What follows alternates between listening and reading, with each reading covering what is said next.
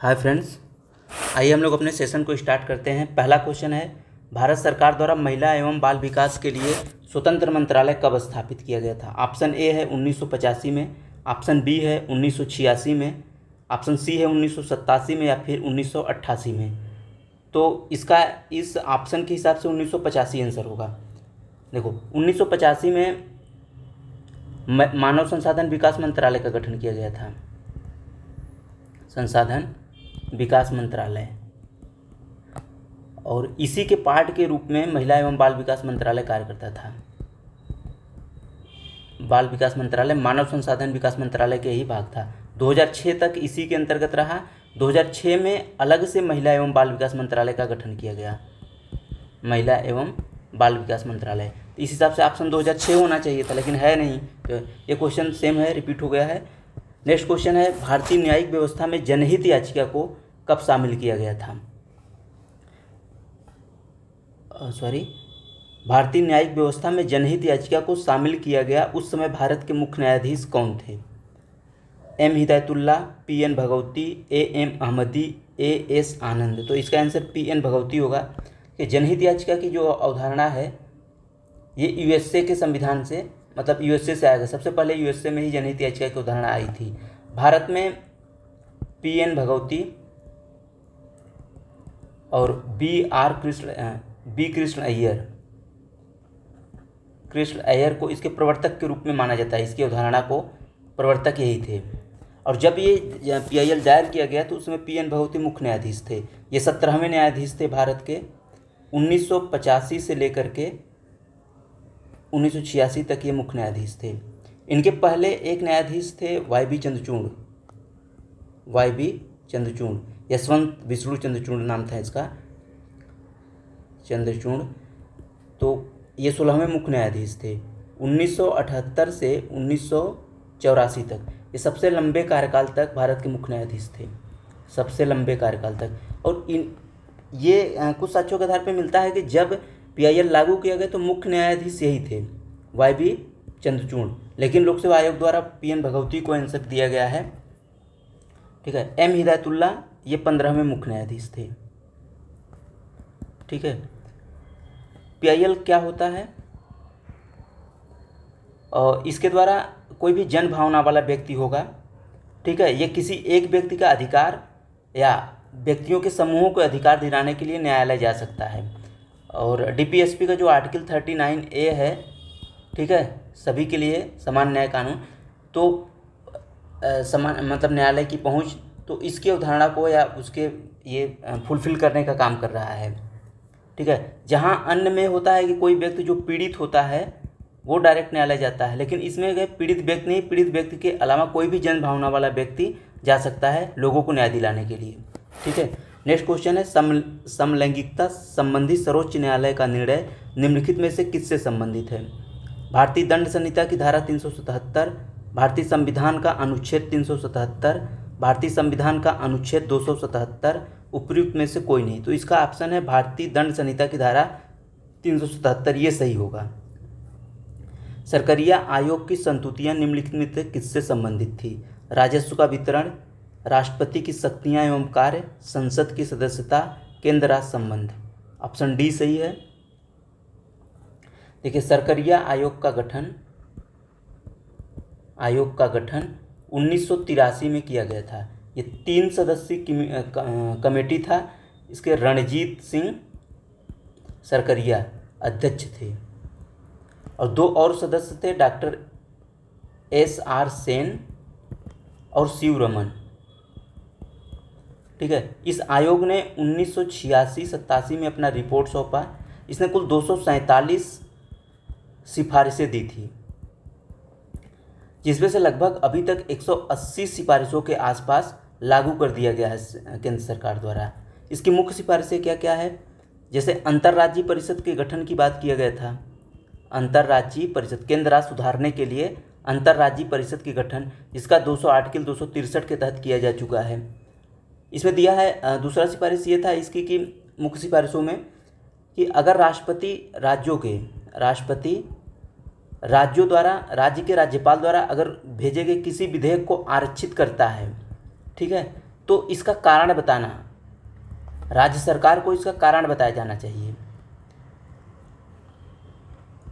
और ये था कि अगर राज्यपाल का नियुक्त किसी राज्य में किया जा रहा है तो उसको 5 साल तक बिना किसी ठोस कारण के हटाया नहीं जाना चाहिए। ऐसा नहीं है कि केंद्र सरकार अपने राजनीतिक लाभ के लिए बार बार उसको स्थानांतरित करता रहे, इससे केंद्र राज्य के संबंध में मजबूती नहीं आएगी।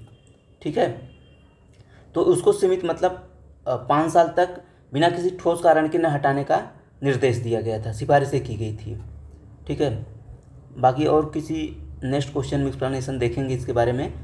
नेक्स्ट क्वेश्चन देखते हैं। भारतीय संविधान में भारत की आधिकारिक भाषा से जुड़े प्रावधानों में संसद संशोधन कर सकती है अपने सदस्यों के साधारण बहुमत द्वारा, 2/3 बहुमत द्वारा, 3/4 बहुमत द्वारा, अपने 1/3 सदस्यों के समर्थन द्वारा। तो इसका ऑप्शन नंबर ये सही होगा, अपने सदस्यों के साधारण बहुमत द्वारा। ठीक है, देखिए भारत के संविधान में अगर हम देखें तो संशोधन कितने प्रकार का होता है। एक तो साधारण बहुमत से होता है, ठीक है, एक होता है विशेष बहुमत और एक होता है विशेष बहुमत और आधे से अधिक राज्यों के अनुसमर्थन द्वारा। विशेष बहुमत और राज्यों के अनुसमर्थन द्वारा। तो साधारण बहुमत में नज़र अगर हम डालें तो नए राज्यों का प्रवेश एवं गठन, दूसरी अनुसूची का कोई विषय हो गया। ठीक है, संसद सदस्यों के वेतन भत्ते हो गए।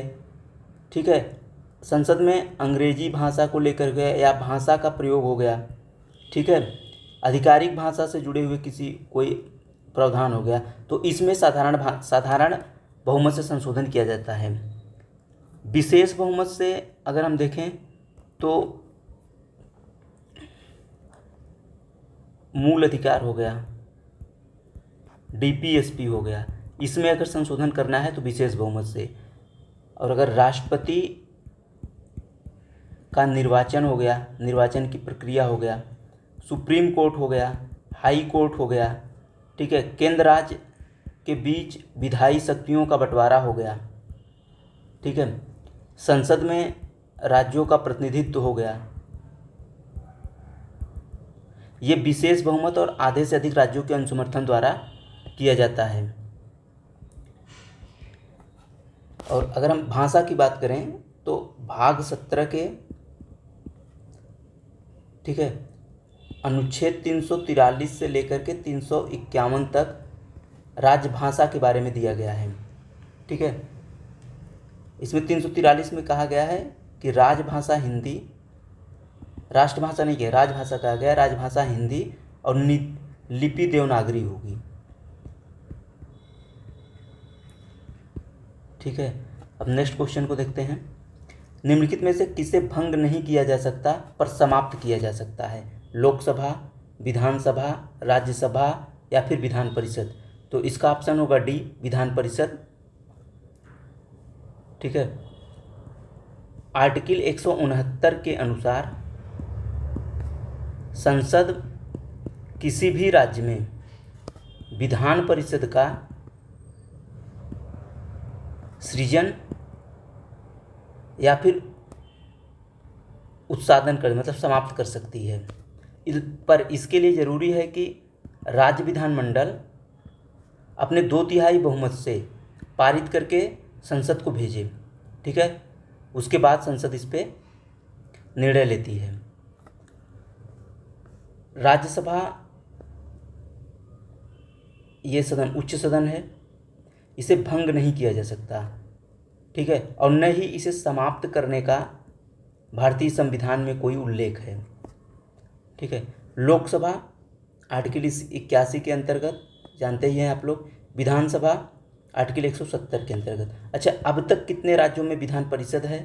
तो यूपी हो गया, महाराष्ट्र हो गया, ठीक है, आंध्र प्रदेश हो गया, तेलंगाना हो गया, बिहार और कर्नाटक, मतलब 6 राज्यों में विधान परिषद है अभी तक। ठीक है, नेक्स्ट क्वेश्चन है, निम्नलिखित में से किसके संबंध में राज्यसभा का अन्य अधिकार है? राष्ट्रपति को अपदस्थ करने हेतु कार्यवाही प्रारंभ करना, सर्वोच्च न्यायालय के न्यायाधीशों को अपदस्थ करने हेतु कार्रवाई करना, एक नई अखिल भारतीय सेवाओं के सृजन हेतु संतुति करना। उपयुक्त में से कोई नहीं, तो इसका ऑप्शन नंबर सी सही होगा। देखिए, यदि राज्यसभा आर्टिकल 312 है, ठीक है, इसके अंतर्गत राज्यसभा का अन्य शक्तियाँ या अधिकार है अखिल भारतीय सेवाओं के सृजन को लेकर के। तो यदि राज्यसभा 2/3 बहुमत, मत देने वाले सदस्यों का 2/3 बहुमत से संकल्प पारित कर देता है कि ऐसा स्थिति उत्पन्न हो गई है जिसे अखिल भारतीय सेवाओं का सृजन करने की आवश्यकता है, तो संसद आर्टिकल 312 के तहत अखिल भारतीय सेवाओं का सृजन कर सकती है। ठीक है, राष्ट्रपति को अपदस्थ करने की शक्ति है, जो आर्टिकल 61 के अंतर्गत महाभियोग, ये संसद के किसी भी सदन में लाया जा सकता है। सर्वोच्च न्यायालय के न्यायाधीशों को अपदस्थ करने हेतु कार्रवाई भी संसद के किसी भी सदन में लाया जा सकता है, हालांकि इसके लिए महाभियोग शब्द का प्रयोग नहीं किया गया है। ठीक है, इसका ऑप्शन नंबर सी सही होगा। नेक्स्ट क्वेश्चन है, बिना अनुमति के कितने दिन संसद से अनुपस्थित रहने पर किसी सांसद को अयोग्य घोषित किया जा सकता है? ऑप्शन ए है 30 दिन, ऑप्शन सी है 90 दिन, ऑप्शन बी है 60 दिन, ऑप्शन डी है 120 दिन। तो इसका आंसर होगा 60 दिन। ठीक है, भारतीय संविधान के अनुच्छेद 101(4) के तहत यह प्रावधान किया गया है कि यदि संसद के किसी भी सदन का कोई सदस्य 60 दिनों तक, ठीक है, बिना सदन की अनुमति के अनुपस्थित रहता है तो उसकी सदस्यता समाप्त की जा सकती है। लेकिन इस 60 दिन की अवधि में सत्रवार्षिक और यदि लगातार 4 दिन के लिए सदन स्थगित रहता है तो इसको काउंटिंग नहीं किया जाएगा। ठीक है, आइए नेक्स्ट क्वेश्चन देखते हैं। लोकसभा में केंद्र शासित क्षेत्रों का सर्वाधिक प्रतिनिधित्व कितना हो सकता है? ऑप्शन ए है 15, ऑप्शन सी है 25, ऑप्शन बी है 20 और ऑप्शन डी है उपयुक्त में से कोई नहीं। तो इसका ऑप्शन नंबर बी सही होगा। ठीक है, देखिए, लोकसभा के लिए कुल 552 सीटें थी, 530 था राज्यों से, 20 था केंद्र शासित प्रदेशों से और 2 था एंग्लो इंडियन। जो एंग्लो इंडियन वाला सीट था ये 104वें संविधान संशोधन द्वारा समाप्त कर दिया गया है। तो लेकिन अभी प्रेजेंट में कितना है? 545। एंग्लो इंडियन को हटा दो तो 543। ठीक है, जिसमें 530 सदस्य थे ये राज्यों के लिए हैं और 13 सदस्य जो हैं केंद्र के लिए, केंद्र शासित प्रदेशों के लिए। तो टोटल कितने हो गए? 543। तो मैक्सिमम कितने? 20। ऑप्शन नंबर बी सही है। राज्यों के नीति निर्देशक तत्व सहज अध्ययन के लिए निम्नलिखित में से कौन से भागों में विभाजित किए जा सकते हैं? समाजवादी, उदार बौद्धिकवादी, गांधीवादी, उपयुक्त सभी। तो इसका ऑप्शन नंबर डी सही होगा। देखिए, राज्य के नीति निर्देशक तत्व मतलब डीपीएसपी का प्रावधान संविधान के भाग 4 में किया गया है। ठीक है, अनुच्छेद 36 से लेकर के 51 तक। इसकी सहजता के लिए, अध्ययन की सहजता के लिए 3 भागों में बांटा गया है। ठीक है, समाजवादी,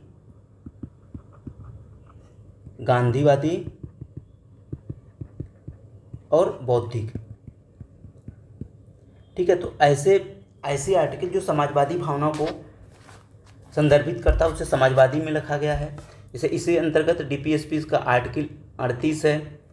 ठीक है, आर्टिकल 39 है, 39 क है, 43 क है, 42 है, 47 है। ये समाजवादी की अवधारणा में है। गांधीवादी में करेंगे तो 40 है, मतलब पंचायतों का गठन की बात हो गई। 43 हो गया, मतलब लघु उद्योग या उद्योगों के प्रबंधन में। 43 बी है, उद्योगों के प्रबंधन में कर्मकारों की भूमिका। 46 है। ठीक है, अगर हम बौद्धिक करें तो देखें तो 44 क्या है? एक समान सिविल संहिता है। 45 है 6 से 14 वर्ष के बच्चों के लिए निःशुल्क शिक्षा। 48 है वन्य तथा 48 है पशु तथा एग्रीकल्चर में वैज्ञानिक भावना का सद्भाव मतलब वैज्ञानिक विधि से किया जाना चाहिए। आर्टिकल 48A है वन्य तथा वन्य जीवों का संरक्षण है। 49 है, ठीक है, 50 है और 51 ये बौद्धिक है। 50 में क्या है, कार्यपालिका का न्यायपालिका से पृथक्करण। 51 में क्या है, अंतर्राष्ट्रीय संबंध। नेक्स्ट क्वेश्चन देखते हैं, भारत के संविधान के किस भाग में हम नागरिकता से संबंधित प्रावधान को पाते हैं। ठीक है, तो नागरिकता से संबंधित प्रावधान भाग 2 में है, आर्टिकल 5 से 11 तक। ठीक है, भाग 1 में संघ और उसका राज्य क्षेत्र है। ठीक है, भाग 7 में राज्यों से संबंधित भाग A, B, C, D, लेकिन 7वें संविधान संशोधन द्वारा इसे समाप्त कर दिया गया है। और भाग 9 में पंचायतें हैं। ठीक है, अगर हम अन्य भाग को देखें तो भाग 2 में नागरिकता हो गया, भाग 3 में हो गया आपका मौलिक अधिकार, भाग 4 में DPSP, ठीक है, भाग 5 में केंद्र सरकार, भाग 6 में राज्य सरकार। ठीक है, आइए नेक्स्ट क्वेश्चन देखते हैं, निम्नलिखित में से कौन सा संविधानेतर संस्था है। संघ लोक सेवा आयोग, निर्वाचन आयोग, वित्त आयोग, नीति आयोग। तो इसमें से संघ लोक सेवा आयोग, वित्त आयोग और निर्वाचन आयोग संवैधानिक संस्था है। निर्वाचन आयोग का आर्टिकल 324 के अंतर्गत, वित्त आयोग का 280 के अंतर्गत और संघ लोक सेवा आयोग का 315 के अंतर्गत है। जबकि नीति आयोग एक संविधिक संस्थान है, संविधानेतर संस्था है, इसका किसी आर्टिकल में उल्लेख नहीं है। अगर हम देखें तो संवैधानिक संस्था कौन कौन है, आपका निर्वाचन आयोग हो गया, संघ लोक सेवा आयोग हो गया, राज्य लोक सेवा आयोग हो गया, नेशनल कमीशन फॉर SC हो गया, नेशनल कमीशन फॉर ST। देखिए, national commission for ST article 338 के तहत है और 2003 में इसको अलग कर दिए। पहले नेशनल कमीशन फॉर SC और नेशनल कमीशन फॉर ST दोनों एक ही साथ थे, 2003 में इसको अलग कर दिया गया। 2004 से नेशनल कमीशन फॉर ST अलग हो गया 338 के तहत। ठीक है, वित्त आयोग हो गया, भाषाई अल्पसंख्यक वर्गों के लिए विशेष अधिकारी। ठीक है, अगर हम संविधानेतर निकाय के रूप में देखें तो नीति आयोग हो गया आपका, national human right commission, state human right commission, केंद्रीय सूचना आयोग, ठीक है, राज्य सूचना आयोग। तो ऐसे संस्थाएं संविधानेतर है जिसका संविधान के किसी भी आर्टिकल में कोई उल्लेख नहीं होता है, लेकिन ऐसे आयोग जिनका संविधान के किसी आर्टिकल में उल्लेख है उसे संवैधानिक कहा जाता है। निम्नलिखित में से, नेक्स्ट क्वेश्चन है, निम्नलिखित में से किसे अशोक चंद्रा द्वारा भारत में आर्थिक मंत्रिपरिषद कहा गया है। तो इसका ऑप्शन होगा योजना आयोग, ये सही है, ऑप्शन A। ठीक है, क्योंकि इसका स्थापना कब किया गया था, 15 मार्च 1950 को। ठीक है, वित्त आयोग आपको पता ही है, आर्टिकल 280। और देखो, योजना आयोग को 1 जनवरी 2015 से नीति आयोग ने स्थानांतरित कर दिया। ठीक है, जो काम पहले योजना आयोग करती थी अब वो नीति आयोग करती है। कब से, 1 जनवरी 2015 से। केंद्रीय मंत्रिपरिषद आर्टिकल 74 के तहत है। इसमें क्या होता है, केंद्रीय मंत्री मतलब कैबिनेट मंत्री, राज्य मंत्री, स्वतंत्र प्रभार मंत्री, इसमें सभी मंत्री आते हैं। एक अलग से मंत्रिमंडल होता है, मंत्रिमंडल, मंत्रिपरिषद और मंत्रिमंडल। तो मंत्रिमंडल में केवल कैबिनेट मंत्री होते हैं। ठीक है, नेक्स्ट क्वेश्चन है, निम्नलिखित में से कौन सा भारत में भाषा के आधार पर बना पहला राज्य था। केरल, दूसरा है मध्य प्रदेश, तीसरा है आंध्र प्रदेश, चौथा है उत्तर प्रदेश। तो ऑप्शन C है आंध्र प्रदेश, यही सही होगा। देखिए, भाषा के आधार पर स्वतंत्रता के बाद, हालांकि उससे पहले भी भाषा के आधार पर राज्यों के गठन की मांग होती रही थी, लेकिन स्वतंत्रता के बाद भाषा के आधार पर राज्यों के गठन की मांग को देखते हुए धर आयोग का गठन किया गया था। धर आयोग का गठन 1948 में किया गया था और इस आयोग ने 1948 में ही अपना रिपोर्ट दिया, लेकिन इन्होंने भाषा के आधार पर राज्यों के गठन की मांग का विरोध किया। ठीक है, और इन्होंने प्रशासनिक सुविधा के आधार पर राज्यों के गठन का समर्थन किया। फिर जेबीपी समिति, जवाहरलाल नेहरू, वल्लभ भाई पटेल, पदम सीतारामैया। ठीक है, इन्होंने 1948 में इनके समिति गठन किया गया था। 1949 में इस समिति ने अपना रिपोर्ट दिया। इसने भी भाषा के आधार पर राज्यों के गठन का समर्थन नहीं किया, प्रशासनिक सुविधा के आधार पर किया। फिर इसके विरोध में, ठीक है, आंध्र प्रदेश के पोट्टी राम लल्लू ने आमरण अनशन पे बैठ गए। ठीक है, और लगभग 2 महीने के बाद अक्टूबर 1953 में इनका निधन हो गया। इसके निधन के बाद गवर्नमेंट जो है थोड़ा दबाव में आ गई और 1953 में, दिसंबर 1953 में आंध्र प्रदेश को भाषा के आधार पे पहला राज्य गठन कर दिया गया। ठीक है, दिसंबर 1953 में। फिर इसको देखते हुए अन्य जो क्षेत्र थे वो भी भाषा के आधार पर राज्यों की मांग करना स्टार्ट कर दिए। तो फिर फजल अली 1953 में, दिसंबर 1953 में, अक्टूबर, यहाँ पे जो मैंने दिसंबर 1953 में बता दिया आंध्र प्रदेश का गठन, ये आंध्र प्रदेश का गठन अक्टूबर 1953 में हुआ था और दिसंबर 1953 में फजल अली आयोग का गठन किया गया। ठीक है, इसके 2 और सदस्य थे, के.एम. पडिक्कर और दूसरे थे हृदयनाथ कुंजरू। इन्होंने 1955 में अपनी रिपोर्ट दी और इन्होंने भाषा के आधार पर राज्यों का समर्थन किया। भाषा के आधार पर राज्यों का समर्थन किया, लेकिन एक भाषा एक राज्य का समर्थन नहीं किया। ठीक है, और इसके बाद भारत में 14 राज्य और केंद्र शासित प्रदेशों के रूप में डिवाइड कर दिया गया। नेक्स्ट क्वेश्चन देखते हैं। भारत के संविधान की प्रस्तावना में कितने प्रकार का न्याय, स्वतंत्रता, समानता एवं भ्रातृत्व का उसी क्रम में उल्लेख किया गया है? ठीक है, तो अगर हम न्याय की बात करें तो प्रस्तावना में 3 सामाजिक, आर्थिक और राजनीतिक न्याय की बात की गई है। ठीक है, स्वतंत्रता की अगर हम बात करें तो 5 प्रकार की गई है। विचार, अभिव्यक्ति, विश्वास, धर्म एवं उपासना की स्वतंत्रता। ठीक है, अगर हम समता की बात करें तो प्रतिष्ठा और अवसर की समता, और भ्रातृत्व की बात करें तो एक तरीके का भ्रातृत्व।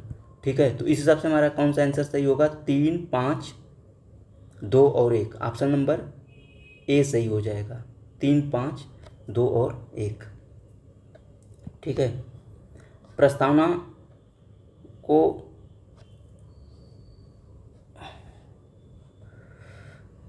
अभी तक एक बार संशोधित किया गया है और इस संशोधन के तो क्या क्या समाजवादी, पंथनिरपेक्ष और अखंडता शब्द जोड़े गए। कौन की संशोधन? 42वें संविधान संशोधन के द्वारा। ठीक है, नेक्स्ट क्वेश्चन देखते हैं। भारत की संविधान सभा की अंतिम बैठक की सही तिथि बताइए।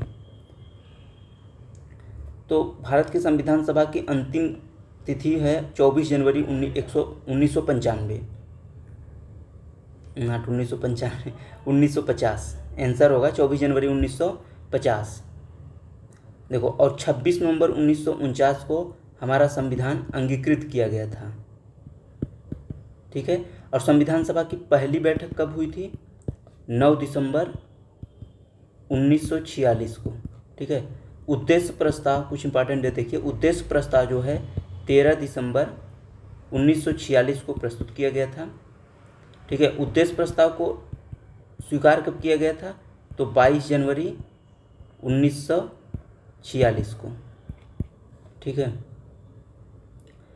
नेक्स्ट क्वेश्चन देखते हैं। सर्वप्रथम संसदात्मक सरकार किस देश में प्रारंभ की गई थी? ग्रेट ब्रिटेन यूके में, बेल्जियम में, फ्रांस में, स्विट्जरलैंड में। इसका ऑप्शन ए सही होगा, ए।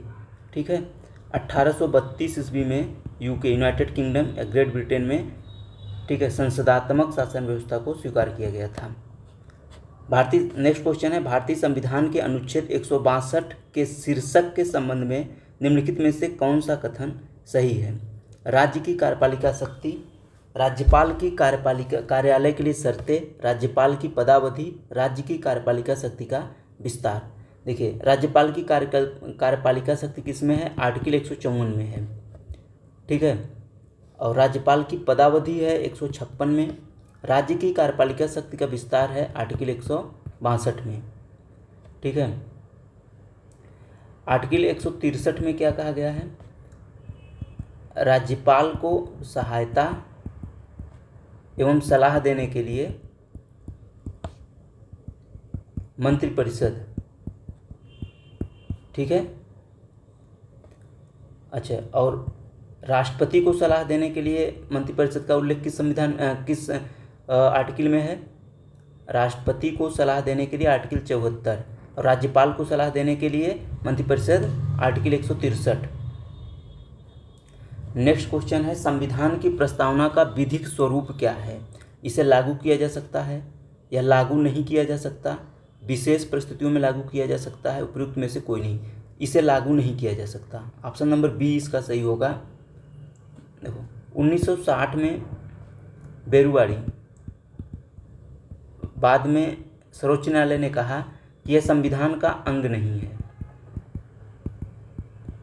अंग नहीं है। ठीक है, इसलिए इसमें संशोधन नहीं किया जा सकता। तो 1973 में केशवानंद भारती बनाम केरल राज्य में कहा कि प्रस्तावना संविधान का अभिन्न अंग है और इसमें संशोधन किया जा सकता है। परंतु संविधान की मूल भावना के विपरीत नहीं होना चाहिए। ठीक है, हाँ, इसका उपयोग क्या है? जब कभी संविधान का उल्लेख करते वक्त या उसकी व्याख्या करते वक्त कठिनाई हो रही है तो प्रस्तावना को यूज किया जा सकता है, उसका सहारा लिया जा सकता है।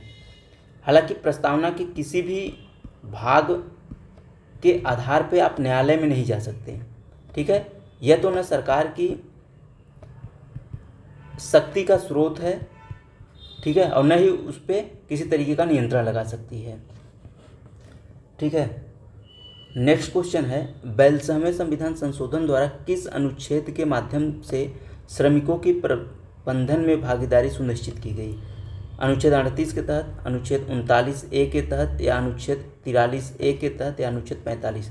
तो इसका ऑप्शन नंबर डी सही होगा, अनुच्छेद 43A के तहत। अनुच्छेद 45 में क्या है? 6 से 14 वर्ष के बालकों को निःशुल्क। अनुच्छेद 48 है, राज्य लोक कल्याण की अभिवृद्धि के लिए कार्य करेगा। अनुच्छेद 39 है, निःशुल्क विधिक सहायता। और अनुच्छेद 43A है, उद्योगों के प्रबंधन में कर्मकारों की या मजदूरों की भूमिका। ठीक है, 42वां संविधान संशोधन के द्वारा इसमें जोड़ा गया था 39A, 43A और 48A। ठीक है, नेक्स्ट क्वेश्चन है, भारत में पंचायती राज दिवस मनाया जाता है 26 जनवरी को, 21 अप्रैल को, 2 अक्टूबर को, या फिर 24 अप्रैल को? इसका ऑप्शन नंबर डी सही होगा, 24 अप्रैल को। ठीक है, 73वें संविधान संशोधन अधिनियम 1992 के द्वारा पंचायती राज आया। ठीक है, और इसे इसी दिन मतलब 24 अप्रैल 1992 से इसे लागू किया गया था, और इसी दिन मतलब इसको 2010 से प्रत्येक वर्ष 24 अप्रैल को पंचायती दिवस के रूप में मनाते हैं। ठीक है, और भारत में सर्वप्रथम पंचायती 2 अक्टूबर 1959 को राजस्थान में लागू, इसलिए इसमें कन्फ्यूजन नहीं होना है कि 2 अक्टूबर को पंचायती राज दिवस मनाया जाता है। जिस दिन 73वां संविधान संशोधन लागू होने की डेट थी 24 अप्रैल, उस दिन से माना जाता है, उस दिन को मनाया जाता है पंचायती राज दिवस। 24 अप्रैल को 2010 से मनाया जा रहा है। 21 अप्रैल को क्या है? लोक सेवा दिवस। लोक सेवा दिवस। 2 अक्टूबर को गांधी जयंती और 26 जनवरी को गणतंत्र दिवस। ठीक है। नेक्स्ट क्वेश्चन है, निम्नलिखित घटनाओं के कालानुक्रम में व्यवस्थित कीजिए तथा नीचे दिए गए कूट में से सही उत्तर का चयन करें। पहला है महाराजा हरि सिंह ने विलय पत्र पर हस्ताक्षर किए। दूसरा है भारत का संविधान लागू हुआ। तीसरा है जम्मू कश्मीर की प्रभुसत्ता संपन्न संविधान सभा ने भारत में विलय को अनुमोदित किया। चौथा है जम्मू एवं कश्मीर राज्य का नया संविधान लागू हुआ। तो ये हरि सिंह ने विलय पत्र पर कब हस्ताक्षर किए थे? 26 अक्टूबर 1947 को। भारत का संविधान कब लागू हुआ था? 26 जनवरी 1950 को। जम्मू कश्मीर की प्रभुसत्ता संपन्न अनुमोदित किया था 11 नवंबर 1957 को। और जम्मू कश्मीर राज्य का नया संविधान लागू हुआ था 26 नवंबर 1957 को। तो इस आधार पे अगर हम देखेंगे तो ऑप्शन नंबर सी सही हो जाएगा। ठीक है। नेक्स्ट क्वेश्चन है, मजदूर किसान शक्ति संगठन MKSS नामक सामाजिक आंदोलन भारत में निम्नलिखित में से किससे संबंधित है? RTI अधिनियम, RTE अधिनियम, RTI अधिनियम, मनरेगा और राष्ट्रीय स्वास्थ्य मिशन। देखिए MKS जो मजदूर किसान शक्ति संगठन है MKS, इसकी स्थापना 1987 में हुई थी। इसके संस्थापक सदस्यों में अरुणा राय, निखिल डे और शंकर सिंह थे। इन्होंने मिलकर के इस संगठन का स्थापना किया। और जो MKS संगठन है ना, राजस्थान सरकार में जब अकाल पड़ा तो वहाँ पे अकाल राहत कार्यों के लिए, ठीक है, जो मजदूरी दी जा रही थी उसके आंकड़े को सार्वजनिक करने की मांग। जब इन संगठन को लगा कि इसमें अव्यवस्था है, ठीक है, गलत किया जा रहा है, तो इसकी जो आंकड़े थे इसको सार्वजनिक करने के लिए मांग किया गया। ठीक है। तो ये संगठन RTES राइट टू इंफॉर्मेशन अधिनियम के तहत लागू किया गया। देखो RTE क्या है? Right to education. ठीक है, 2009 में ये आया था, 2009 अधिनियम के तहत। मनरेगा 2006 में। और NHM एक नेशनल हेल्थ मिशन है, 2013 में आया था। ठीक है।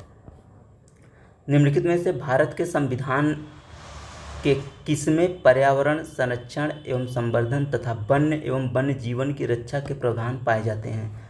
केवल राज्य के नीति निर्देशक तत्वों में, केवल मूल कर्तव्य में, A और B दोनों में, उसमें से कोई नहीं। इसका ऑप्शन नंबर A सही है, A और B दोनों। देखिए पर्यावरण संवर्धन तथा वन्य जीव पंजीकरण 48A, DPSP के 48A में ये किस संविधान संशोधन तो जोड़ा गया था? मूल DPSP में नहीं था, तो 42वें संविधान संशोधन में जोड़ा गया था ये 48A।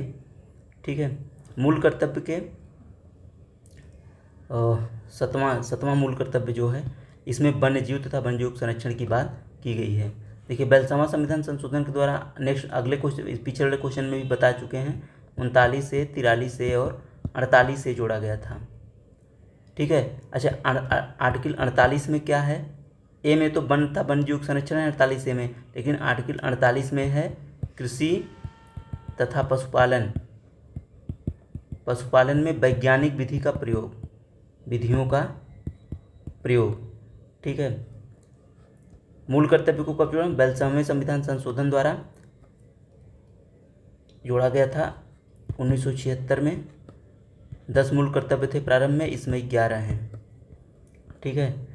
नेक्स्ट क्वेश्चन है, नागरिकता पंजीकरण प्रणाली CRS के अंतर्गत कितने दिनों के भीतर जन्म एवं मृत्यु की घटना को भारत में रजिस्ट्रेशन कराना कानूनी रूप से अनिवार्य होता है? 15 दिन, 26 दिन, 21 दिन और 30 दिन।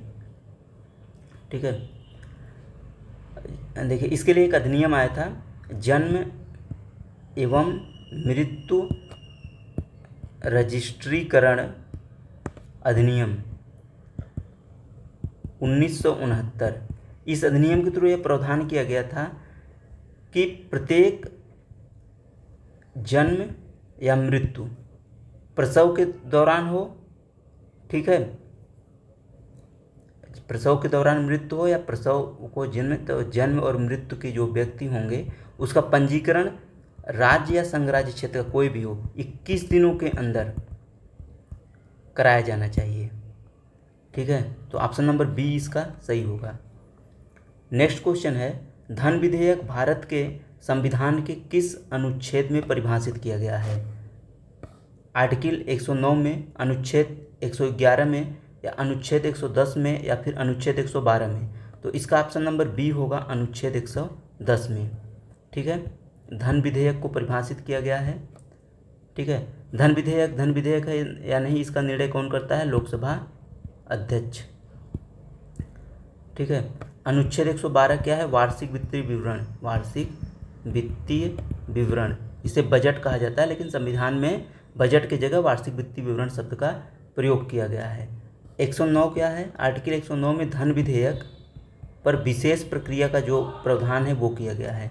111 है विधेयक पर अनुमति, विधेयक पर अनुमति की। अच्छा, 108 क्या है? आर्टिकल 108 है संयुक्त बैठक, दोनों सदनों की संयुक्त बैठक। अगर किसी भी विधेयक पर मतभेद की स्थिति होती है संविधान संशोधन या धन विधेयक को छोड़कर, तो इसके लिए अगर साधारण विधेयक है तो उसके लिए संयुक्त अधिवेशन की बुलाता कौन है? राष्ट्रपति। इसकी अध्यक्षता कौन करता है? लोकसभा अध्यक्ष। नेक्स्ट क्वेश्चन,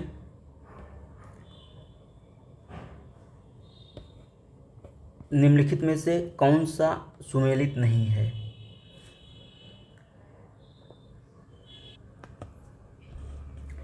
ऑप्शन ए है बंदी प्रत्यक्षीकरण, to have the body of, परमादेश, वी कमांड, प्रतिषेध, टू बी सर्टिफाइड, अधिकार परीक्ष, वाई, वाट अथॉरिटी। तो इसका ऑप्शन नंबर सी सुमेलित नहीं है।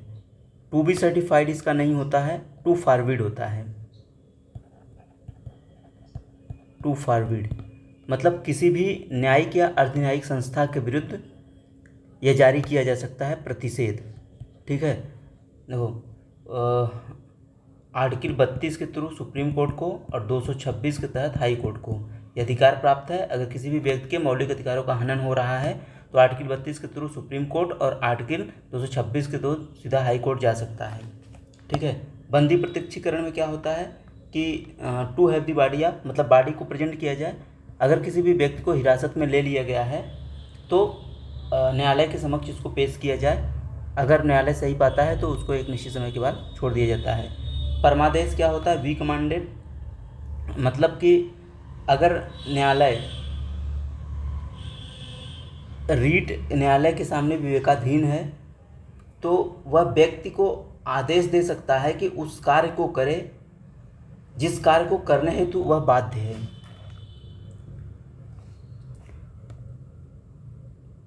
और उस कार्य को करने से उसने इनकार कर दिया हो।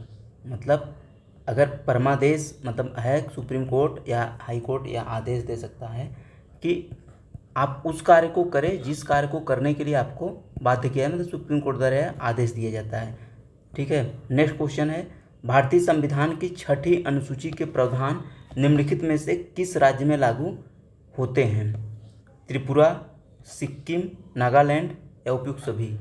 तो इसका ऑप्शन नंबर होगा त्रिपुरा, ए सही है। ठीक है, 6ठी अनुसूची में असम, मेघालय, त्रिपुरा, मिजोरम। ठीक है, जनजातीय क्षेत्रों के बारे में दिया है। आर्टिकल 5 में मतलब आर्टिकल 5 करें अनुसूची 5 में अन्य जनजातीय क्षेत्रों के बारे में है। ठीक है, और अनुसूचियों में और अगर अनुसूची देखें तो अनुसूची 4 में राज्यसभा सीटों का आवंटन है। ठीक है, अनुसूची 8 में भाषाओं का उल्लेख है, ठीक है।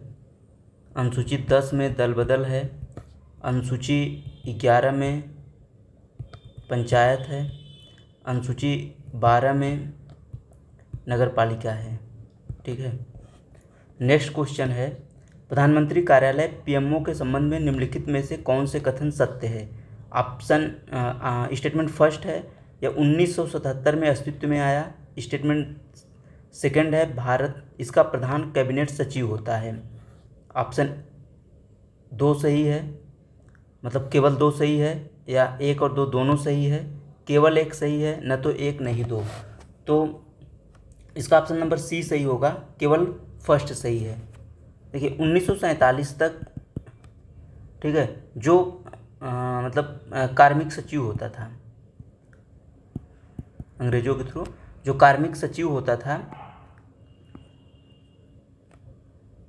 उसकी जगह चलती रही, ठीक है। पहले मतलब अंग्रेजों के शासन तक 1947 तक जो कार्मिक सचिव का पद था वो चलता रहा, लेकिन 1947 में कार्मिक सचिव वाला जो पद था उसके जगह पे प्रधानमंत्री सचिवालय हो गया। प्रधानमंत्री सचिवालय, ठीक है, सचिवालय हो गया।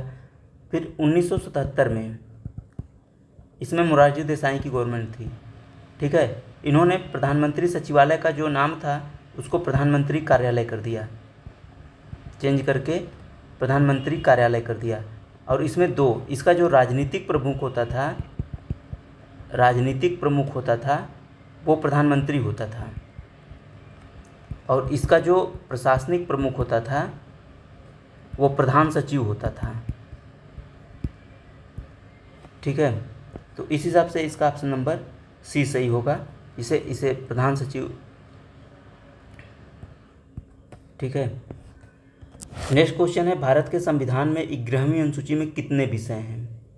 22, 24, 32 या फिर 29? तो इसका ऑप्शन नंबर सी सही है, 29, ठीक है। और 12वीं अनुसूची में अगर हम देखेंगे तो इसमें 18 विषय हैं। 11वीं अनुसूची जोड़ा कब गया था? 73वें संविधान संशोधन 1992 में, ठीक है। नेक्स्ट क्वेश्चन देखते हैं, निम्नलिखित में से कौन सा सुमेलित नहीं है? सार्वजनिक स्वास्थ्य एवं स्वच्छता राज्य सूची, जनगणना संघ सूची, राज्यसभा में सीटों का आवंटन द्वितीय अनुसूची, दल बदल विरोध 10वीं अनुसूची।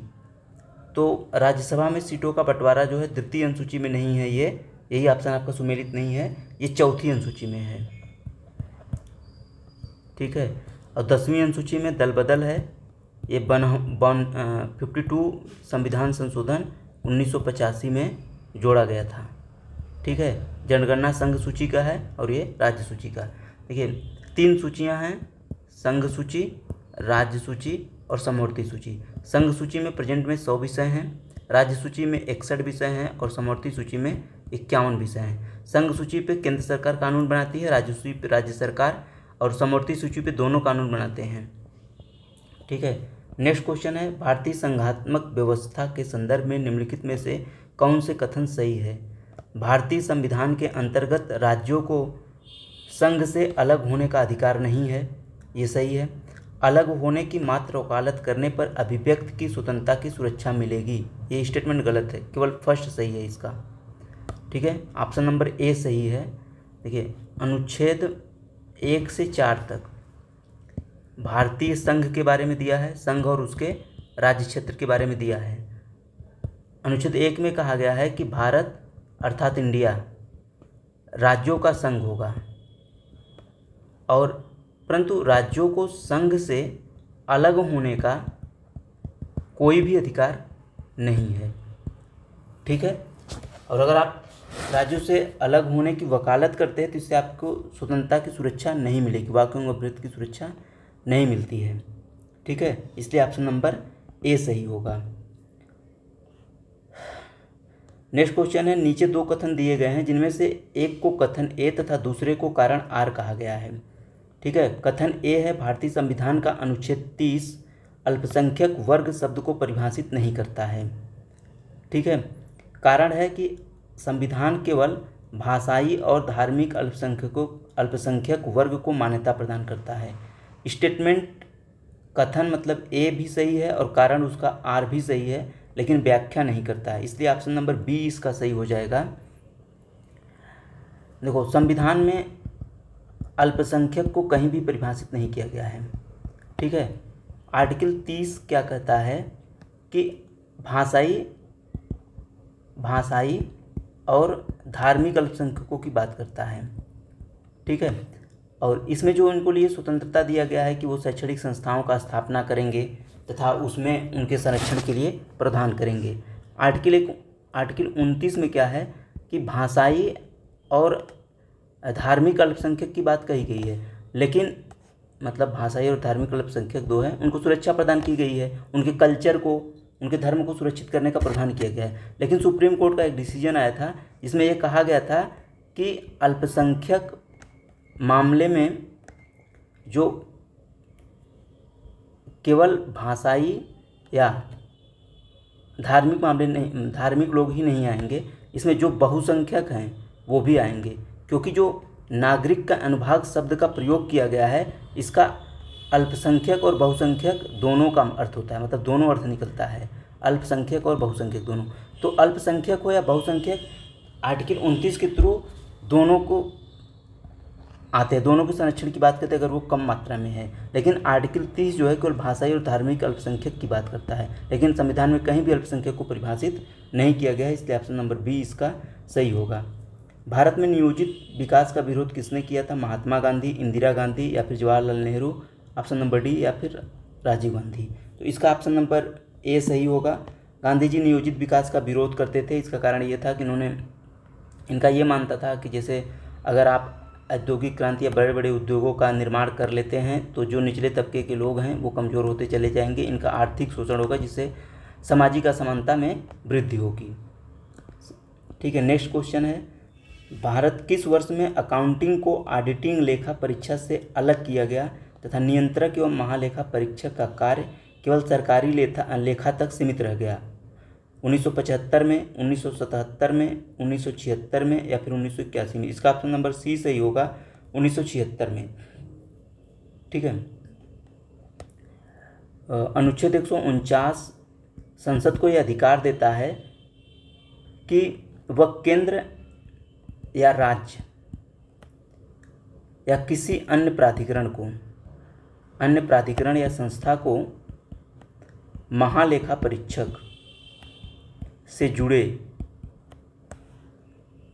लेखा को व्यवस्थित करने का कार्य करने की अनुमति दे सकता है।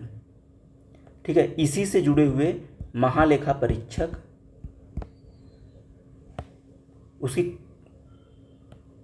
कर्तव्य एवं शक्तियों को लेकर के 1971 में अधिनियम पारित किया। ठीक है, और इसको प्रभावी बनाया गया और इस अधिनियम को 1976 में संशोधित कर दिया गया, जिससे केंद्र सरकार के लेखा परीक्षा को लेखा से अलग कर दिया गया। ठीक है, 1976 में लेखा परीक्षा को लेखा से अलग कर दिया गया था। ऑप्शन नंबर सी सही है। भारत के संविधान सभा में निम्नलिखित में से किस तिथि को राष्ट्रीय ध्वज अपनाया गया था? 22 जनवरी 1950 को या 24 जनवरी 1950 को या फिर 22 जुलाई 1947 को या फिर 22 जुलाई 1948 को? इसका ऑप्शन नंबर सी सही होगा, 22 जुलाई 1947 को। देखिए, अन्य जो इम्पोर्टेंट डेट है, 24 जनवरी 1950 को राष्ट्रगान, 24 जनवरी 1950 को राष्ट्रीय गीत। ठीक है, और 24 जनवरी 1950 को राजेंद्र प्रसाद को प्रथम राष्ट्रपति के रूप में चुना गया था। ठीक है, और 24 जनवरी 1950 को ही संविधान सभा की अंतिम बैठक हुई थी। ठीक है, और मई 1949 में राष्ट्रमंडल की सदस्यता की अनुमोदन किया गया था। ठीक है, नेक्स्ट क्वेश्चन देखते हैं।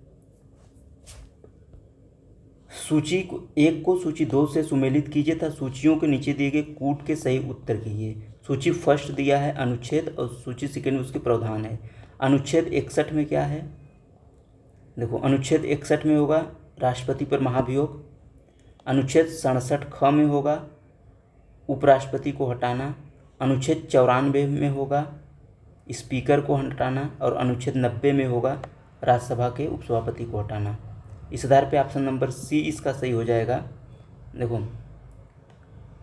राष्ट्रपति पर महाभियोग आर्टिकल 61 के अंतर्गत, ठीक है, 14 दिन पूर्व उसको नोटिस देना अनिवार्य है महाभियोग लगाने, ठीक है, लगाने से पहले। और जिस सदन में लाया जाता है उसके 1/4 सदस्यों से इसका अनुमोदन प्राप्त होने पर उस सदन की 2/3 बहुमत से पारित होने पर नेक्स्ट सदन में जाता है। और अगर अगला सदन भी इसको पास कर देता है तो राष्ट्रपति पर महाभियोग की प्रक्रिया पूर्ण जानी समझी जाएगी और उससे पद से हटना होगा। ठीक है, और उपराष्ट्रपति जो आर्टिकल 67 ख है इस पर महाभियोग शब्द का प्रयोग नहीं है। ठीक है, उपराष्ट्रपति पद को हटाने के लिए राज्यसभा द्वारा, हालांकि इसको भी 14 दिन पहले पूर्व नोटिस देना पड़ता है।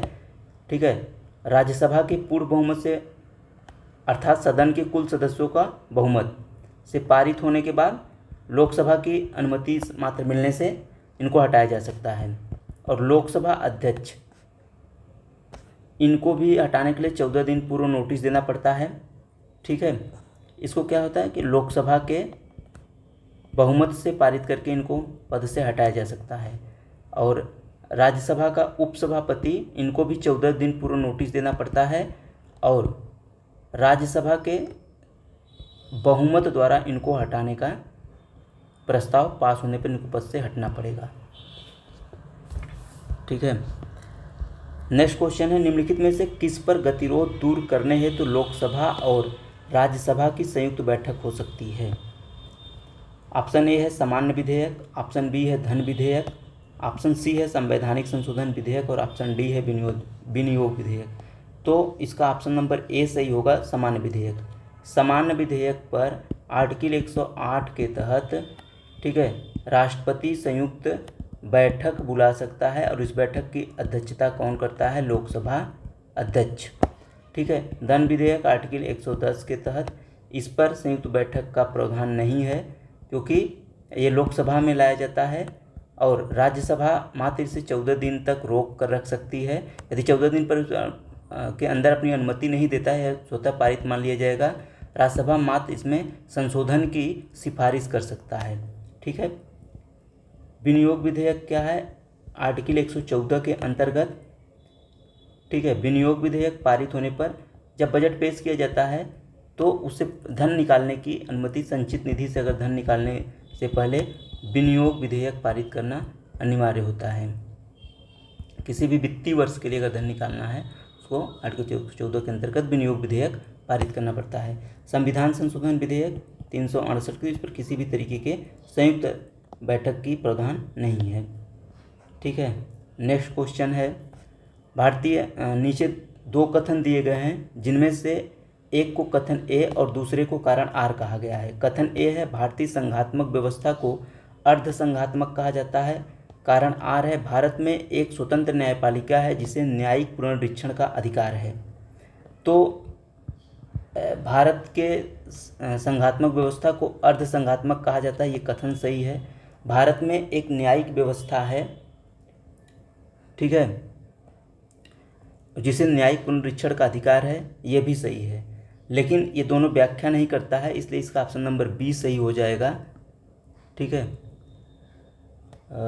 अब भारतीय अगर शासन व्यवस्था का स्वरूप देखेंगे तो मूल रूप से तो संघात्मक है, लेकिन कुछ विशेष परिस्थितियों में ये एकात्मक रूप धारण कर लेता है। जैसे अगर राष्ट्रपति शासन लग गया तो एकात्मक है। कुछ इसके प्रावधान जैसे है राज्यपाल की नियुक्ति, ठीक है, तो ये सब प्रावधान इसके एकात्मकता की ओर ले जाते हैं, इसलिए सब मिला जुला कर इसको अर्ध संघात्मक कहा गया है। ठीक है, नेक्स्ट क्वेश्चन है, निम्नलिखित में से कौन सा सुमेलित नहीं है? अनुच्छेद 39A समान न्याय एवं निःशुल्क विधिक सहायता, अनुच्छेद 40 ग्राम पंचायतों का गठन, अनुच्छेद 44 समान नागरिक संहिता, अनुच्छेद 48 न्यायपालिका का कार्यपालिका से पृथक्करण। तो ऑप्शन नंबर डी सही नहीं है। यह न्यायपालिका का कार्यपालिका से पृथक्करण आर्टिकल 50 में है। ठीक है, आर्टिकल 48 में क्या है? कृषि एवं पशुपालन, पशुपालन में वैज्ञानिक विधि का प्रयोग। ठीक है, वैज्ञानिक विधि का प्रयोग, बाकी सब सही है। इसका बहुत ज़्यादा इसका डीपीएसपी वगैरह का आर्टिकल का एक्सप्लेनेशन हो चुका है ढेर सारे क्वेश्चन में, इसलिए आगे बढ़ते हैं। भारत के सर्वोच्च न्यायालय ने संविधान के आधारभूत ढांचे के सिद्धांत को स्पष्ट किया था। गोलकनाथ बाद 1967 में, केशवानंद भारती बाद 1973 में, शंकरी प्रसाद बाद 1951 में, सज्जन सिंह बाद 1965 में। तो इसका ऑप्शन नंबर बी सही होगा, केशवानंद भारती बाद 1973 में। ठीक है, 1951 और 1965 में ना संविधान संशोधन से संबंधित दोनों ही वाद में, इसमें शंकरी प्रसाद वाद और सज्जन सिंह वाद में सर्वोच्च न्यायालय ने व्यवस्था दी कि संसद किसी भी भाग में संशोधन नहीं कर सकती है। ठीक है, लेकिन केशवानंद भारती बाद 1967 में गोलकनाथ वाद आया। इसमें माना कि मौलिक अधिकार संशोधन नहीं किया जा सकता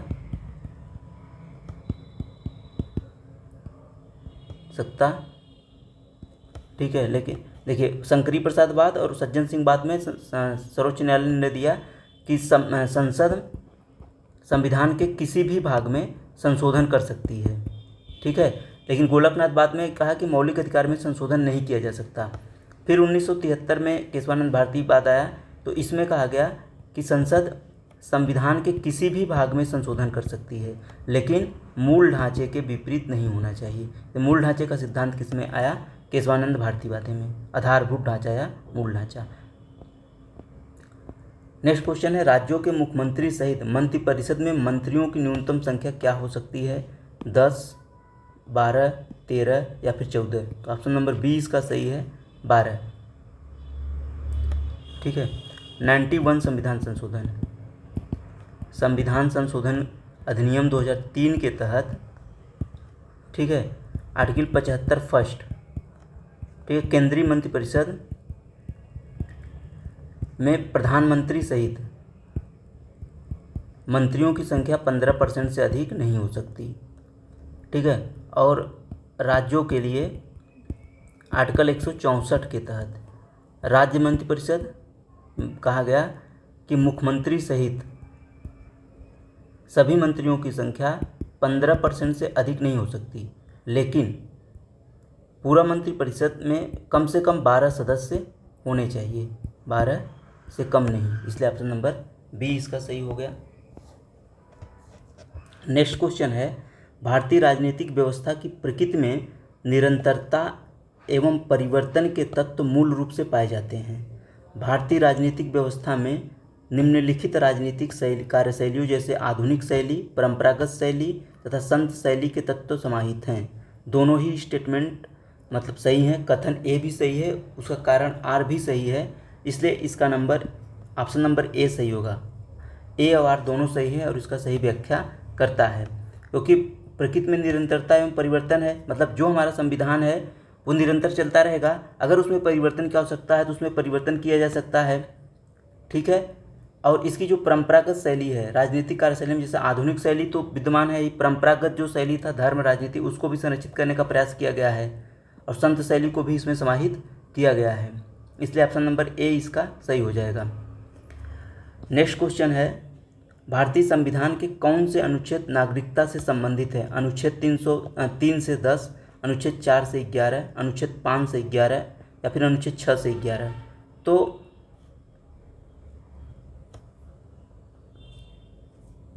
अनुच्छेद 5 से 11 ठीक है, ऑप्शन नंबर सी इसका सही है। देखिए, अगर अनुच्छेद 5 की बात करें तो जब भारत आज़ाद हुआ तो उस समय ये प्रॉब्लम थी कि किसे भारत का नागरिक माना जाए, क्योंकि उस समय भारत और पाकिस्तान दो अलग राज्य के रूप में डिवाइड भी हो गए। तो सबसे पहले ये कहा गया आर्टिकल नंबर 5 में कि जिस समय भारत आज़ाद हुआ तो उस समय 3 आधार दिया गया जो भारत का नागरिक माना जाएगा। यदि जन्म उसका भारत में हुआ हो, ठीक है, या तो उसके माता पिता में से किसी एक का जन्म भारत में हुआ हो, या फिर तीसरा कंडीशन दिया गया कि यदि संविधान लागू होने के समय वह भारत में 5 वर्ष पूर्व से रह रहा हो तो भी वह भारत का नागरिक माना जाएगा। आर्टिकल नंबर 6 में क्या कहा गया था, जो पाकिस्तान से भारत आया हो, क्योंकि भारत पाकिस्तान डिवाइड हो गया, तो जो आया हो तो उसके माता पिता दादा दादी अविभाजित भारत में पैदा हुए हों, और इसमें 2 कंडीशन दिया गया। क्या? अगर वह 19 जुलाई 1948 से पूर्व, और एक है 19 जुलाई 1948 के बाद। तो 19 जुलाई 1948 के पूर्व है तो उसे स्वतः मिल जाती थी, लेकिन अगर उसके बाद है तो उसे भारत में 6 माह तक निवास करना पड़ेगा। ठीक है। और आर्टिकल नंबर 7 में ये दिया गया था कि अगर 1 मार्च 1947 के बाद कोई भारत से पाकिस्तान स्थानांतरित हो गया हो, ठीक है, लेकिन बाद में वह फिर पुनः भारत में पुनर्वास करने के लिए आ गया हो, तो उसे पंजीकरण स्थापन प्रमाण पत्र के बाद 6 माह तक भारत में रहना होगा। उसके बाद उसे भारत की नागरिकता मिलने का प्रावधान है।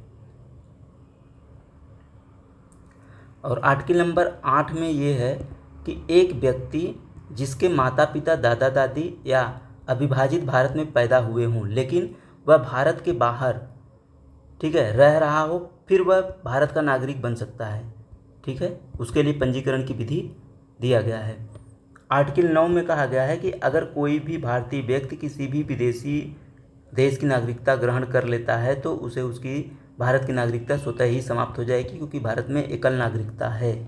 ठीक है। आर्टिकल 11 में संसद को यह अधिकार दिया गया है कि संसद किसी भी नागरिकता संबंधी कानून बना सकता है। ठीक है। नेक्स्ट क्वेश्चन है, भारतीय संसद की सबसे बड़ी समिति कौन सी है? इस क्वेश्चन को कई बार डिस्कस किया जा चुका है।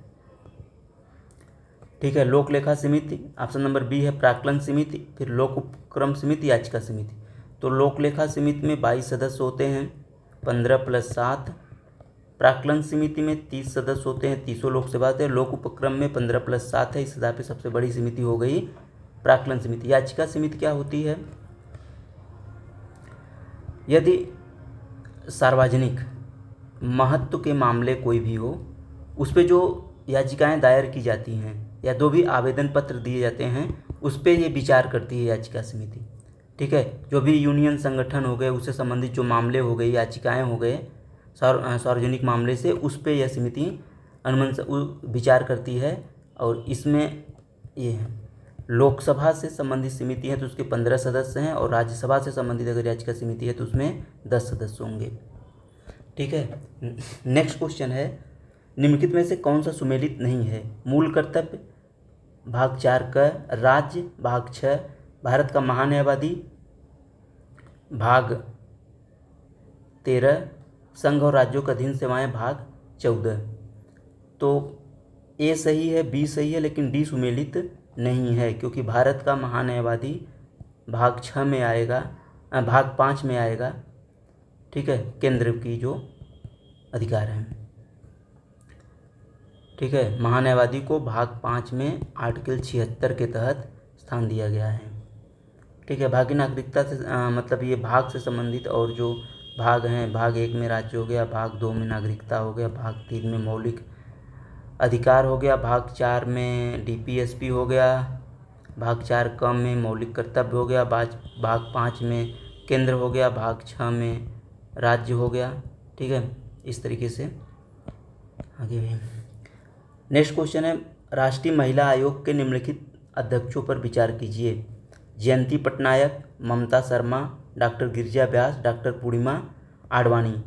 इनको इनके सही कालानुक्रम में व्यवस्थित करना है। देखिए, राष्ट्रीय महिला आयोग का गठन कब किया गया था? राष्ट्रीय महिला आयोग का गठन राष्ट्रीय महिला आयोग अधिनियम 1990 के तहत किया गया था और जनवरी 1992 से यह कार्य कर रहा है। इसका कार्य क्या है?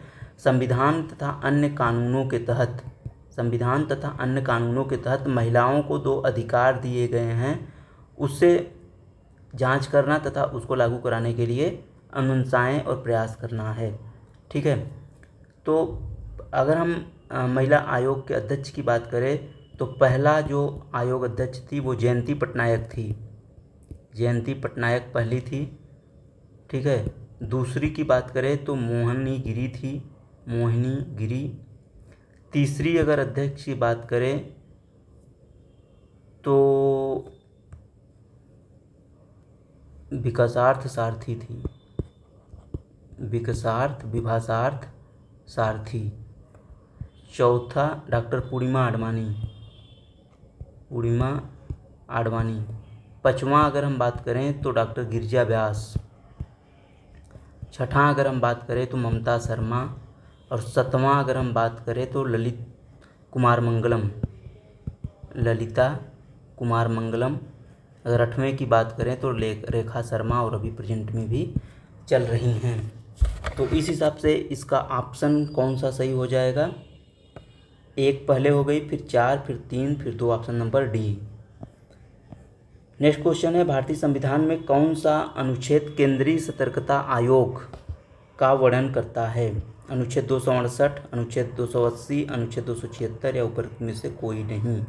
तो ऑप्शन नंबर डी सही होगा, क्योंकि केंद्रीय सतर्कता आयोग एक गैर संवैधानिक निकाय है। मतलब ठीक है, 280 हो गया आपका वित्त आयोग। ठीक है, 268 होता है आपका संघ द्वारा उद्गृहित और राज्यों द्वारा संग्रहित कर, 268 में है। 276 में है वित्तीयों, व्यापारों, आजीविका और नियोजन पर बात किया गया। 268 हो गया संघ द्वारा उद्गृहित राज्य। 267 क्या है? आकस्मिक निधि। ठीक है, 266 क्या है? संचित निधि। ठीक है, आइए हम विजिलेंस कमीशन की CBC के बारे में देख लेते हैं। देखो, भ्रष्टाचार पे संथानम समिति बनाई गई है। इसकी रिपोर्ट के आधार पे 1964 में CBC का गठन किया गया था। ठीक है, और 2003 में संसद द्वारा पारित एक विधि के द्वारा इसे संवैधानिक दर्जा दिया गया है। यह एक बहुसदस्यीय संस्था है। ठीक है, जिसमें 1 अध्यक्ष होते हैं, 2 या 2 से कम सतर्कता आयुक्त होंगे। इसकी नियुक्ति कौन करता है? राष्ट्रपति। इसके लिए एक समिति बनाई जाती है। ठीक है, जिसमें PM होते हैं और विपक्ष का नेता, और तीसरे केंद्रीय गृह मंत्री। इन तीनों की समितियों की बहुमत के आधार पर राष्ट्रपति इनकी नियुक्ति करता है। इनका कार्यकाल कितना होता है CBC का? 4 वर्ष और 65 वर्ष तक, जो भी पहले हो। ठीक है, नेक्स्ट क्वेश्चन देखते हैं। निम्नलिखित युग्मों में से कौन सा सुमेलित है, नहीं है? अंतर्राज्यीय परिषद, आर्टिकल 263, वित्त आयोग 280, प्रशासनिक न्यायाधिकरण अनुच्छेद 323 का, संघ लोक सेवा आयोग 315। देखिए, इसमें अंतर्राज्यीय परिषद तो अनुच्छेद 363 है, वित्त आयोग 280 है, संघ लोक सेवा आयोग 315। आयोग ने इसका आंसर प्रशासनिक अधिकरण 323 का माना है। किस आधार पे माना है इसको देख लेते हैं। देखिए, अधिकरण की जो बात है 323 क में है।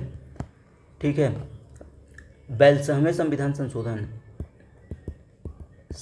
संशोधन के द्वारा भाग 14 क को जोड़ा गया था कि प्रशासनिक अधिकरण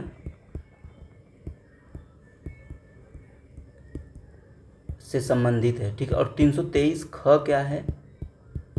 ये अन्य मामलों से है।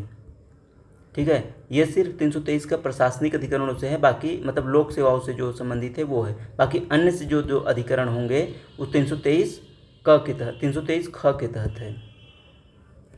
ठीक है, पंचायतों के लिए नेक्स्ट क्वेश्चन है, पंचायतों के लिए कराए जाने वाले सभी निर्वाचनों के संचालन का अधीक्षण, निर्देशन और नियंत्रण निहित होता है राज्यपाल में, भारत के निर्वाचन आयोग में, जिला पंचायत राज अधिकारी में, राज्य निर्वाचन आयोग में। तो इसका ऑप्शन नंबर डी सही होगा, राज्य निर्वाचन आयोग। आर्टिकल 243 के तहत राज्य निर्वाचन आयोग का गठन किया गया है, ठीक है। और भारत निर्वाचन आयोग 324 के तहत ये किसका किसका चुनाव कराती है, लोकसभा, राज्यसभा, राष्ट्रपति, उपराष्ट्रपति, विधानसभा और विधान परिषद, ठीक है। और 243 के में क्या है, राज्य निर्वाचन। 243 आई में जो है ये आपका वित्त आयोग है, राज्य वित्त आयोग, ठीक है। निम्नलिखित पदाधिकारियों को, नेक्स्ट क्वेश्चन है, निम्नलिखित में से कौन से पदाधिकारियों को हटाने में संसद की कोई भूमिका नहीं होती है।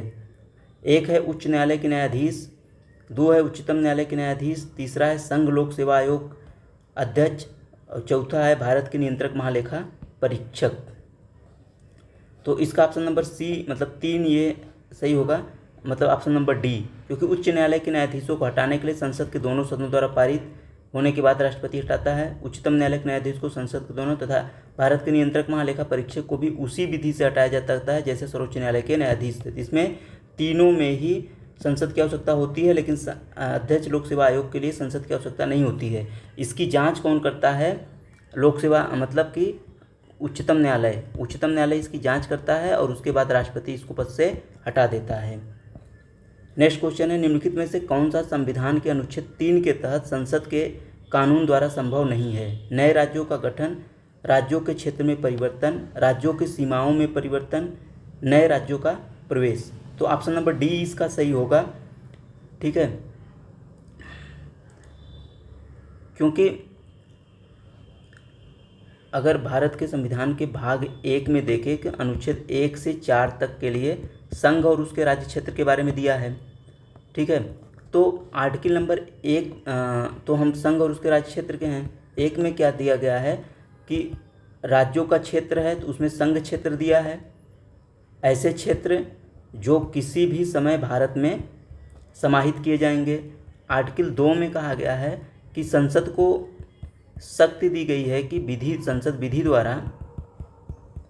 विधि द्वारा क्या करेगा, संघ में नए राज्यों का प्रवेश कराएगा या उसकी स्थापना करेगा, ठीक है। देखिए आर्टिकल 2 उन राज्यों से संबंधित है भारतीय संघ से जो भारतीय संघ के हिस्से नहीं है, मतलब पहले से उसके हिस्से नहीं है, उससे संबंधित है, उसको भारतीय राज्य में समाहित कराएगा। लेकिन वही आर्टिकल 3 की बात करें तो ये भारतीय राज्यों के पुनर्सीमन का है। जैसे यदि 2 या 2 से अधिक राज्यों को सीमाओं में परिवर्तन करके नए राज्यों का गठन किया जाता है या राज्यों के नामों में परिवर्तन किया जाता है तो ये आर्टिकल 3 से संबंधित है। लेकिन जब किसी नए राज्यों को, ठीक है, जो बाहरी राज्य हैं उसको भारत के राज्य क्षेत्र में समाहित किया जाता है तो ये आर्टिकल 2 के अंतर्गत आएगा, न कि 3 के अंतर्गत। नेक्स्ट क्वेश्चन है, भारतीय संघात्मक व्यवस्था के तृतीय तल कब जोड़ा गया था। तो 1992 में, ठीक है। 73वां संविधान संशोधन और 74वां संविधान संशोधन ये पंचायती राज से संबंधित है, ये नगर पालिका से संबंधित है, इसी के तहत 1992 में जोड़ा गया था। भारतीय संविधान में पंचायती राज व्यवस्था संबंधी प्रावधान दिए गए हैं तो भाग 9 में, ठीक है। भाग 3 में क्या है, मौलिक कर्तव्य है। भाग 6 में क्या है, राज्यों सरकार के बारे में दिया है। भाग 4 का है, भाग 4 का है मौलिक कर्तव्य है। भाग 3 में क्या है, मौलिक अधिकार, ठीक है। नेक्स्ट क्वेश्चन देखते हैं, भारतीय संविधान के अनुच्छेद 371 अ के अंतर्गत देश के किस क्षेत्र को विशेष स्थिति प्रदान की गई है। नागालैंड, हैदराबाद एवं कर्नाटक, महाराष्ट्र, गुजरात, लद्दाख। इसका ऑप्शन नंबर बी सही होगा, हैदराबाद और कर्नाटक। देखिए भाग 21 में अस्थायी और संक्रमणशील और विशेष उपबंध के बारे में दिया गया, आर्टिकल 369 से 392 के थ्रू। तो 371 में अगर हम देखेंगे तो महाराष्ट्र और गुजरात के बारे में विशेष प्रावधान किया गया है। 371 क में अगर हम देखेंगे तो नागालैंड राज्य के संदर्भ में विशेष उपबंध दिया गया है। 371 ख में देखेंगे तो असम के बारे में दिया गया विशेष उपबंध। 371 ग के बारे में देखेंगे तो मणिपुर के बारे में विशेष उपबंध दिया गया है। 371 घ के बारे में देखेंगे तो आंध्र प्रदेश एवं तेलंगाना के बारे में विशेष 371 अंग के बारे में देखेंगे तो आंध्र प्रदेश में केंद्रीय विश्वविद्यालय, ठीक है। और 371 च के बारे में देखेंगे तो सिक्किम के बारे में, 371 छ के बारे में देखेंगे तो मिजोरम, 371 ज के बारे में देखेंगे तो अरुणाचल प्रदेश, 371 झ के बारे में देखेंगे तो गोवा के बारे में, और 371 इ के बारे में देखेंगे तो कर्नाटक के बारे में विशेष उपबंध दिया गया, इसलिए ऑप्शन नंबर बी सही होगा, ठीक है। आज में इतना ही। नेक्स्ट